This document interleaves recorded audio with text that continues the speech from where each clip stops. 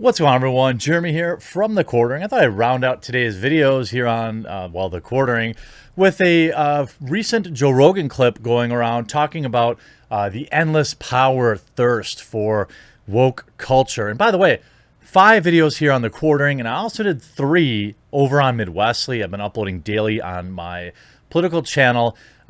If you're interested in more hard political topics, definitely go over to that channel and check it out. I'll leave it linked in the pinned comment below. Give it a subscribe if that's what you want. If you'd rather stick to the pop culture stuff, I'm really glad you're here, and I hope you've subscribed here. Now, I do believe, as hard as it is to believe these days, given how everything's run amok, I do believe there are good aspects of getting woke, so to speak. And when I say that, I don't mean like the corporate weirdo training, it's not okay to be white kind of garbage. But I do believe that there is some value to understanding other people's struggle, the cultural differences, some of the things that people have to overcome that maybe you don't have to.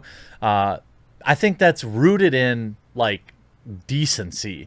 The problem is it's been so warped and weaponized that it's not used to educate people. It's used as a cudgel to berate people and silence people. It's become totally counterproductive.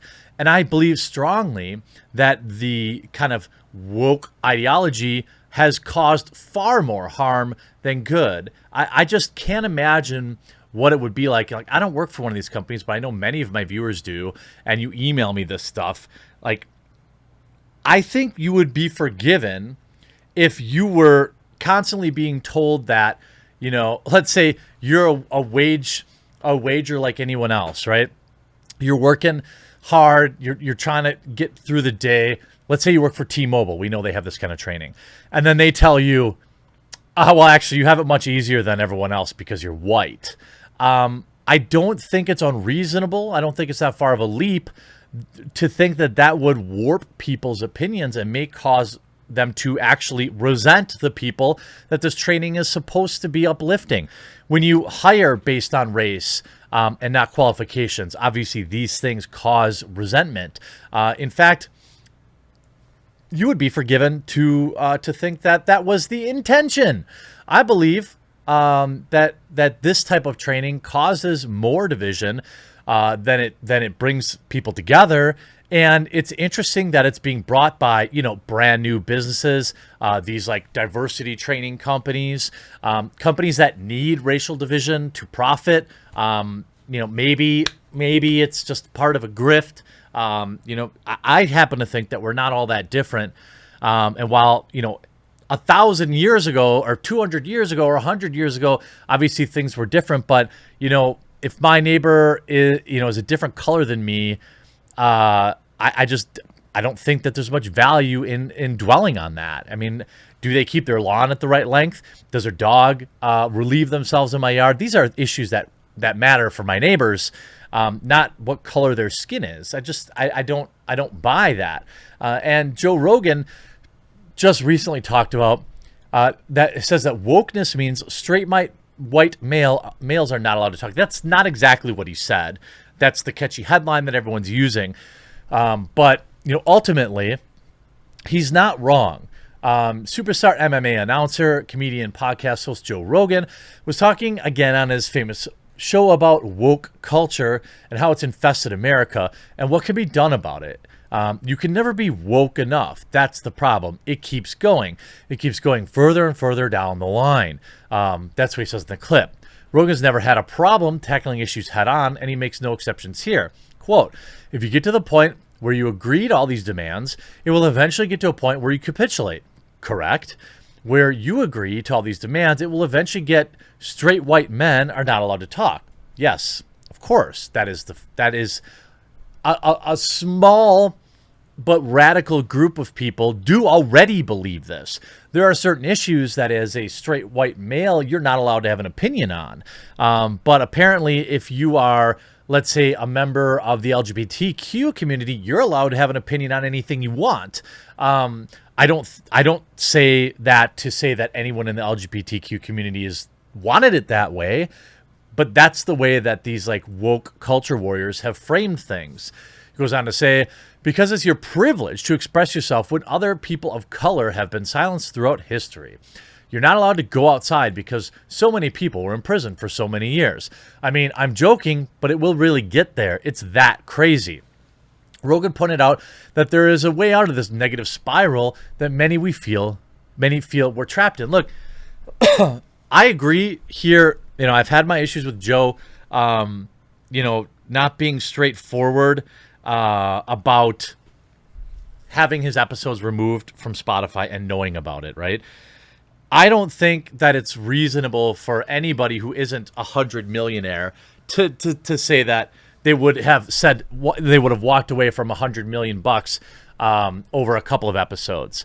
I don't think it's fair of us to demand that from him. I think you can still fight for free speech and better discourse and make some concessions. The absolutism doesn't really get anything done. Now, the problem is that he lied. He said, "Oh, I'm leaving these because they were my favorite episodes." Like, he already knew that Spotify was censoring them, and he lied to us about it. If he had come out and said, "Look, I have 1,000 episodes. Spotify says 50 of them can't come over to their platform for whatever reason. That's cool. I'm going to leave them up on YouTube." And that would have been it. You know, I would have made a video about it. I might have said he bent the knee, but that would have been it. I would have understood. But then he doubled down and then he tripled down on it. These are the issues that I have with Joe, but he's 100% right here. He goes on to say, we just got to be nice to each other, man. There's a lot of people that are taking advantage of this weirdness in our culture, and that becomes their thing. Their thing is calling people out for privilege, calling people out for their position. Yeah, I mean, he's not wrong. But it's all about control. You could see, you know, Spotify employees were demanding direct editorial oversight over the recently acquired Joe Rogan Experience. Digital Music News reported that would include the ability to directly edit or remove sections of upcoming interviews or block the uploading of episodes deemed problematic. The employees also demanded the ability to add trigger warnings, corrections, and references to fact-checked articles on topics Rogan discussed in the course of his multi-hour discussions. I actually don't have a problem with the idea of adding additional resources to listeners of your show. I think that's a good asset. The problem is that's not what these Spotify employees wanted. They were going to link to CNN.com. They were going to link to other obviously biased sources to try and quote unquote fact check. This is the same problem I have with Twitter's quote unquote fact checking. It's never been about fact checking. It's been about control and narrative formation. And, you know, this is something that he's gone up against many times. And while he has faltered, I do think overall Joe is a force for good.